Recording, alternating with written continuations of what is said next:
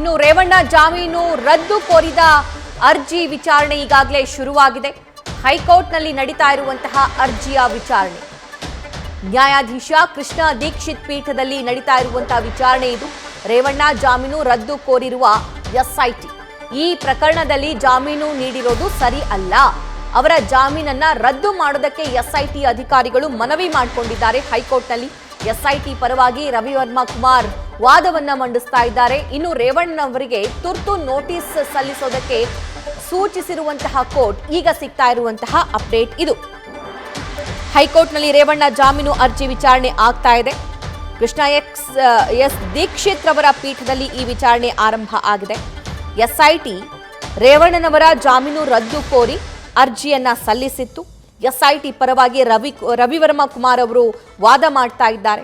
ಇನ್ನು ರೇವಣ್ಣಗೆ ಈ ಪ್ರಕರಣದಲ್ಲಿ ಜಾಮೀನು ನೀಡಿರೋದು ಸರಿ ಅಲ್ಲ. ಆರೋಪಿಯನ್ನ ಹೊರಗಡೆ ಬಿಟ್ಟಿರೋದು ಸಾಕ್ಷಿನಾಶಗಳು ಆಗುವಂತಹ ಸಾಧ್ಯತೆಗಳಿರುತ್ತೆ. ಸಂತ್ರಸ್ತೆಯರ ಮೇಲೆ ಅಥವಾ ಸಾಕ್ಷಿಗಳ ಮೇಲೆ ಪ್ರಭಾವ ಬೀರುವಂತಹ ಸಾಧ್ಯತೆಗಳಿರುತ್ತೆ. ಬೆದರಿಸುವಂತಹ ಸಾಧ್ಯತೆಗಳೆಲ್ಲವೂ ಕೂಡ ಇರುತ್ತೆ. ಸೊ ಇದನ್ನ ತಪ್ಪಿಸಬೇಕು, ನಿಷ್ಪಕ್ಷಪಾತವಾಗಿರುವಂತಹ ತನಿಖೆ ಆಗಬೇಕು ಅಂತಂದ್ರೆ ಇವರ ಜಾಮೀನೇನಿದೆ ಅದನ್ನ ರದ್ದುಪಡಿಸಬೇಕು ಅಂತ ಎಸ್ಐಟಿ ಅಧಿಕಾರಿಗಳು ಹೇಳ್ತಾ ಇದ್ದಾರೆ. ರೇವಣ್ಣ ಜಾಮೀನು ರದ್ದು ಕೋರಿದ ಅರ್ಜಿ ವಿಚಾರಣೆಯನ್ನ ಮುಂದೂಡಲಾಗಿದೆ ಅನ್ನೋ ಅಪ್ಡೇಟ್ ಸದ್ಯಕ್ಕೆ ಲಭ್ಯವಾಗ್ತಾ ಇದೆ. ಕೋರ್ಟ್ನಲ್ಲಿ ಆಗ್ತಾ ಇರುವಂತಹ ಡೆವಲಪ್ಮೆಂಟ್ ಇದು. ರೇವಣ್ಣ ಜಾಮೀನು ರದ್ದು ಕೋರಿದ ಅರ್ಜಿ ವಿಚಾರಣೆಯನ್ನ ಕೋರ್ಟ್ ಮುಂದೂಡಿದೆ.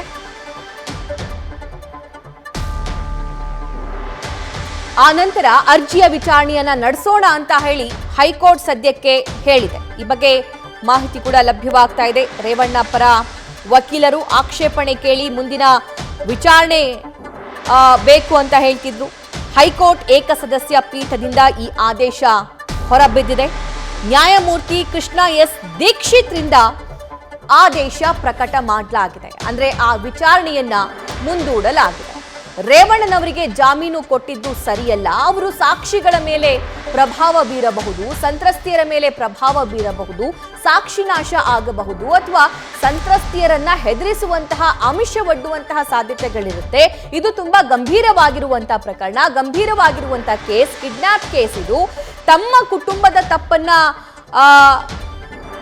ಮುಚ್ಚಿಕೊಳ್ಳುವಂತಹ ಪ್ರಯತ್ನ ಇಲ್ಲಿ ಆಗ್ತಾ ಇದೆ, ತಪ್ಪಿಸುವಂತಹ ಪ್ರಯತ್ನ ಇಲ್ಲಿ ಆಗ್ತಾ ಇದೆ. ಸೊ ಹಾಗಾಗಿ ಕಿಡ್ನಾಪ್ ಪ್ರಕರಣ ಆಗಿರೋದ್ರಿಂದ ಇವರಿಗೆ ಜಾಮೀನು ಕೊಟ್ಟಿದ್ದು ಸರಿಯಲ್ಲ, ತಕ್ಷಣ ಜಾಮೀನನ್ನ ರದ್ದುಪಡಿಸಬೇಕು ಅಂತ ಹೇಳಿ ಎಸ್ಐಟಿ ಅಧಿಕಾರಿಗಳು ಹೈಕೋರ್ಟ್ ಮೊರೆ ಹೋಗಿದ್ರು.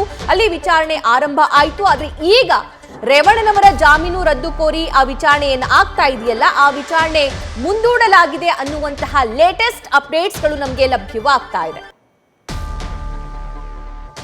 ಮತ್ತಷ್ಟು ಡೀಟೇಲ್ಸ್ ನೀಡ್ತಾರೆ ನಮ್ಮ ಸೀನಿಯರ್ ಕರೆಸ್ಪಾಂಡೆಂಟ್ ವಿಷ್ಣು ಪ್ರಸಾದ್. ರೇವಣ್ಣ ಜಾಮೀನು ರದ್ದು ಕೋರಿ ಅರ್ಜಿಯನ್ನ ಆ ವಿಚಾರಣೆಯನ್ನ ಮುಂದೂಡಿದೆ ನ್ಯಾಯಾಲಯ. ಈ ಬಗ್ಗೆ ಹೆಚ್ಚಿನ ಡೀಟೇಲ್ಸ್ ನೀಡ್ತಾ ಹೋಗೋದಾದ್ರೆ.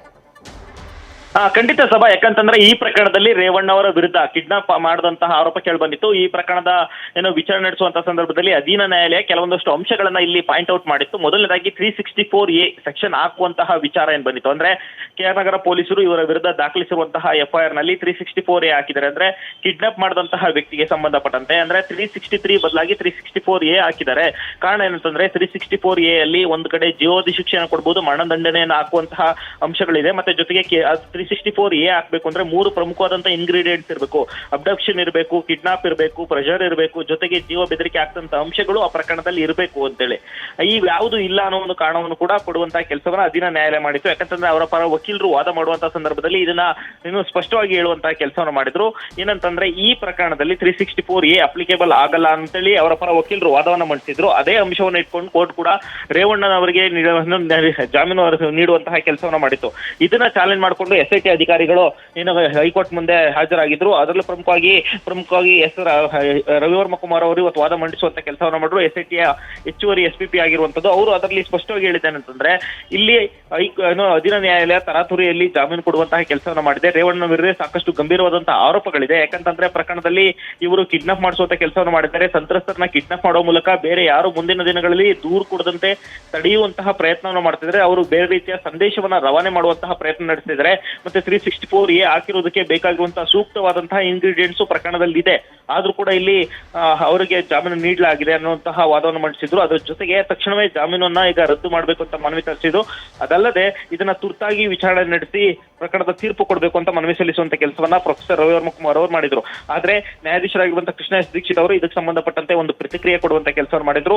ಇದಕ್ಕೆ ಆಕ್ಷೇಪಣೆಯನ್ನು ಸಲ್ಲಿಸುವಂತ ಕೆಲಸ ಆಗಿದೆಯಾ ಅಂತ ಕೇಳಿದ್ರು. ಅದಕ್ಕೆ ಯಾವುದೇ ರೀತಿ ಆಕ್ಷೇಪಣೆ ಇಲ್ಲ, ಇನ್ನು ಬಂದಿಲ್ಲ ಅಂತ ಆದಾಗ ತುರ್ತಾಗಿ ರೇವಣ್ಣ ಪರ ವಕೀಲರಿಗೆ ನೋಟಿಸ್ ಕೊಡುವಂತಹ ಕೆಲಸವನ್ನು ಮಾಡಿ ಅವರು ಆಕ್ಷೇಪಣೆ ಸಲ್ಲಿಸಿದಂತಹ ಬಳಿಕ ಅವರ ಉತ್ತರವನ್ನ ಕೇಳಿ ಅದಾದ ನಂತರ ನಿರ್ಧಾರ ಮಾಡೋಣ ಅಂತ ಹೇಳಿ ಈಗ ಕೋರ್ಟ್ ವಿಚಾರಣೆಯನ್ನು ಮುಂದೂಡಿಕೆ ಮಾಡುವಂತಹ ಕೆಲಸವನ್ನು ಮಾಡಿದೆ. ಸಭಾ ಆಕ್ಷೇಪಣೆಯನ್ನ ಸಲ್ಲಿಸುವಂತಹ ಪ್ರಯತ್ನ ಅಥವಾ ಸಿದ್ಧತೆ ರೇವಣ್ಣನವರ ಪರವಾಗಿರುವಂತಹ ವಕೀಲರಿಂದ ಆಗ್ತಾ ಇದೆಯಾ ವಿಷ್ಣು? ಯಾವಾಗ ಮತ್ತೆ ವಿಚಾರಣೆ ಮುಂದೆ ಬರಬಹುದು ಅಂತ?